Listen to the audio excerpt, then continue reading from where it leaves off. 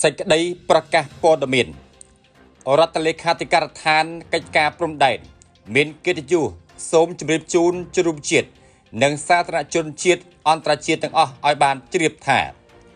កិច្ចប្រជុំពិសេសរបស់គណៈកម្មការចម្រុះខណ្ឌសីមាព្រំដែនគោក JBC នៃភាគីទាំងពីរដែលគ្រោងនឹងរៀបចំឡើងនៅសប្តាហ៍ទី1ខែមករាឆ្នាំ2026នៅខេត្តសៀមរាបតាមសំណើរបស់គណៈកម្មការចម្រុះខណ្ឌសីមាព្រំដែនគោក JBC កម្ពុជាកាលពីថ្ងៃទី28ខែធ្នូឆ្នាំ2025ត្រូវបានភាគីថៃស្នើសុំលើកពេលដោយលើកហេតុផលរងចាំនីតិវិធីផ្ទៃក្នុងជាការឆ្លើយតបភាគីកម្ពុជាបានស្នើជាថ្មីទៅភាគីថៃ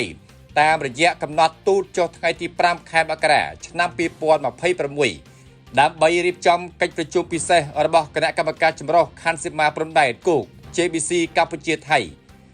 នៅសប្តាហ៍ទី2ឬសប្តាហ៍ទី3ខែមករាឆ្នាំ2026នៅខេត្តសៀមរាបក្នុងគោលបំណងពិភាក្សាដោះស្រាយបញ្ហាមួយចំនួនដូចខាងក្រោម 1. ពិភាក្សាលើការងារវាស់វែងនិងខណ្ឌសីមាព្រមទាំងដោះស្រាយបញ្ហាដែលយោធាថៃបាននឹងកំពុងធ្វើសកម្មភាពរំលោភបំពានបូរណភាពទឹកដីនិងអធិបតេយ្យកម្ពុជាដោយវាយលួសបន្លាដាក់ទូកុងតឺន័រ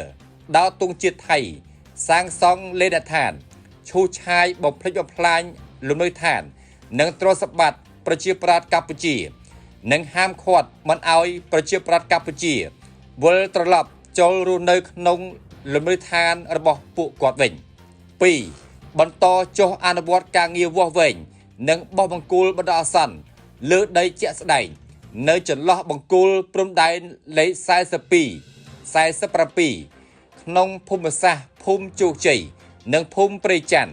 ឃុំអូ3ជាន់ស្រុកអូជ្រៅខេត្តបន្ទាយមានជ័យនិងនៅចន្លោះបង្គោលព្រំដែនលេខ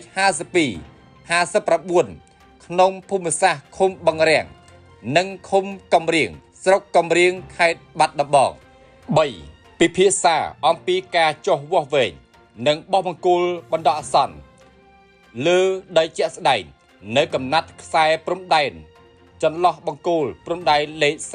33 37ទំនប់បឹងត្រកួនតំបន់ច្រកទ្វារព្រំដែនអន្តរជាតិថ្មដាឃុំថ្មដាស្រុកវាលវែងខេត្តពោធិ៍សាត់តំបន់ព្រំដែនអូភ្លុកដំរីឃុំថ្មដាស្រុកវាលវែងខេត្តពោធិ៍សាត់តំបន់ព្រំដែនច1ឃុំថ្មដាស្រុកវាលវែងខេត្តពោធិ៍សាត់និងតំបន់ព្រំដែនផ្សេងទៀត 4. បញ្ជូនក្រុមវាស់វែងចម្រុះដើម្បីចុះអនុវត្តការងារវាស់វែងនិងខណ្ឌសីមាលើដីជាក់ស្ដែង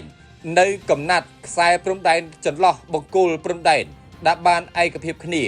កំណត់ខ្សែព្រំដែនដើរតាមផ្លូវទឹក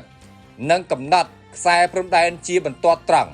ដោយអនុវត្តតាមស្មារតីនៃកំណត់ហេតុកិច្ចប្រជុំលើកទី6របស់គណៈកម្មការចម្រុះខណ្ឌសីមាព្រំដែនគោក JBC កម្ពុជាថៃថៃកម្ពុជាចុះថ្ងៃទី15ខែមិថុនាឆ្នាំ2025នៅរាជធានីភ្នំពេញឆ្លៀតក្នុងឱកាសនេះរដ្ឋលេខាធិការដ្ឋានកិច្ចការព្រំដែនសូមបញ្ជាក់ជូនជាថ្មីដល់ជ្រុំជាតិនិងសាធារណជនជាតិអន្តរជាតិទាំងអស់ឲ្យបានជ្រាបថាគណៈកម្មការចម្រុះខណ្ឌសីមាព្រំដែនគោក JBC កម្ពុជាប្រកាន់ជំហរយ៉ាងម៉ឺងម៉ាត់ក្នុងការការពារខ្សែព្រំដែនអន្តរជាតិកម្ពុជាថៃ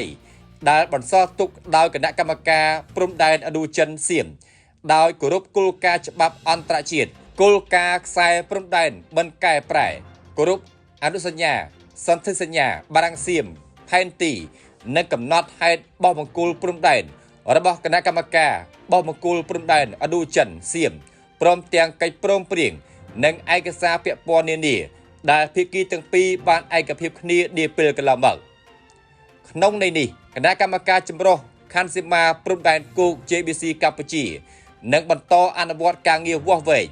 និងខណ្ឌសីមាព្រំដែនឲ្យបានឆាប់បំផុតជាមួយគណៈកម្មការចម្រុះខណ្ឌសីមាព្រំដែនគោក JBC ថៃ